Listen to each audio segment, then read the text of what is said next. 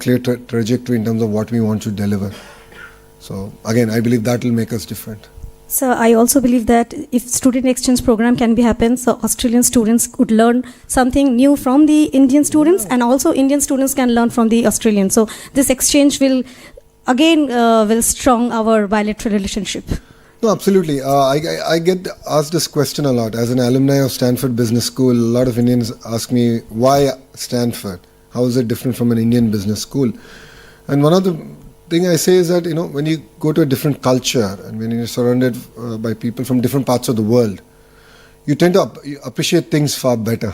Exactly. And you understand a lot of context with which questions are asked and the way people contribute to your classroom. And this is my first trip to Australia, and it's been now just over 30 hours since I've set foot on your soil, and I've learnt a lot. And I'm truly amazed with what Australia and Andhra Pradesh can learn and work together on. And on that note, I would also like to thank, where's Calvin? There he is. I would like to thank Calvin and the leadership here in Australia for having me down. Honestly, if not for you, I wouldn't have made it this far. But I think, they've really curated an experience. And I was actually asking my team, does India do this? Do we have a similar program? And we should actually do it. Even at state level, we should do it, where we are able to bring in thought leaders from across the world to come and visit. I think there's a lot to offer, a lot for us to learn and a lot that we can offer to the world. So thank you. Sir. Thank you. Thank you, sir. My name is Ram Gorlamandula. I'm an Illustrialists alumni of Sri Satsai Institute of Higher Learning, Puttaparthi. Oh, nice. And a resident of Kadapa, but been here for the last 2 decades. Oh, wow. So I run a multifamily office practice, specifically focusing on helping Australian family offices to invest in high-growth Indian startups. Oh, nice. We have invested not in unicorns, but unicorns were created 10 years ago. So we invested in minicorns, which are now unicorns. Wow. So we hold a few of them in our portfolio today. Based on my decade-long work across these markets, there are 3 or 4 major observations that I've made.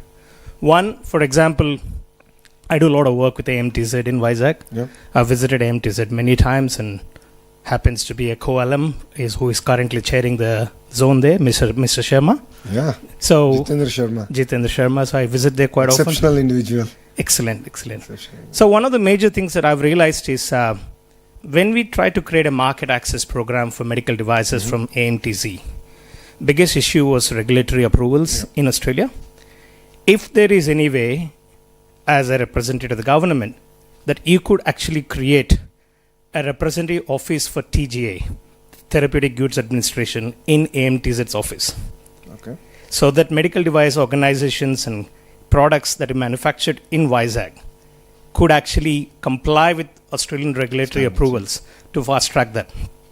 Something that regulatory agencies here have done very well with China in the last 3 decades. So same applies to building material industry. So there are organizations like Standards Australia, Master Builders Association. Many of them have operating representative offices in various parts of China. And because of that, if you go into any building material hypermarkets, the likes of Rees, Bunnings, so any of these supermarkets where you find building materials, you have a significant influx of Chinese products. And primary reason, because Australian regulators were called into those manufacturing clusters, so that manufacturers who are manufacturing there had significant insight of what is required to get a watermark certification for a Chinese tap to be sold in Australia or a Chinese lamp to be sold here. That is something which is currently missing with India. And more fundamentally, looking at Andhra Pradesh as such, something that we've done very well at Tat Capital is not to invest in India, but invest in Bharat. Yeah. So Andhra is a real definition of Bharat. So and something that I share very commonly with many of my tech entrepreneurs here, Australian tech ecosystem is already significantly late in embracing Indian tech employment scene. So don't go and compete for talent in Hyderabad, Bangalore, Chennai, Mumbai, where it is significantly overcrowded. Go for new age cities like Vizag. Go for new age cities like Coimbatore. So on that note, may I be bold enough to ask you, sir, that you put a reference white paper in front of the government to say that to create an Andhra Australia Global Capability Center as a single center of excellence for all Australian technology companies to have a global capability center out of Vizag, so that every Australian company is based in a single city, and all these technology companies who are significantly late entrants compared to the Fortune 100 companies out of America are possibly discovering talent out of Bharat rather than hunting for talent out of India. Thank you. I think two specific asks. One, AMT said is a great example of vertical integration and the cluster approach, right? So we got the vertical bit down. Now I have to work on the horizontal, which is the entire skills, the education, and of course testing, certification. And that's something that we take strong feedback on. The same initiative we need to do in the aqua sector and various other sectors. So I'll work with my counterparts in the Australian government, and we'll put out a paper out there, and we'll figure out this journey together. And that's something that we're going to do. Competing with other states, I think I'm doing a half decent job.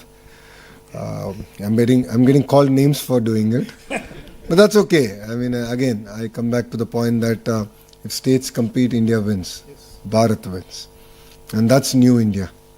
So it's competition is very good. As long as it's healthy, I think we can take the country forward. Makes us sharper, makes us hungrier, and states that are complacent will end up losing. And Andhra is not going to be one of the complacent states. If you know Mr. Naidu, and you know him better than me, so he's not going to let us be complacent. So my father rolled out Janmabhoomi and Aksharashmi from the ground. He's a college principal. Oh, wow. Unfortunately, he lost his college in previous government when they took away the government-aided program. Okay. So you're a victim. Okay. So our family has been a main funder of the college for more than 45 years in the village. The aided. Yeah. So we now have a building with no teachers to teach. I understand. Yeah. That's one thing we couldn't stop. Unfortunately, I mean, policy was actually done before we actually ended up in. So thank you very much. I really appreciate all of you coming. Give a round of applause. I know it's Diwali, and thank you very much for coming here. I'm sure you have to go back, be with your families. I think we'll do it offline. I think a lot of people have to go home. And just because I'm away from my family doesn't mean I take you away from your families. So I think it's very unfair. But happy Diwali, and thank you very much for having me. To the Indian Consul General, thank you, sir, for joining us. He's been a great supporter of Andhra Pradesh.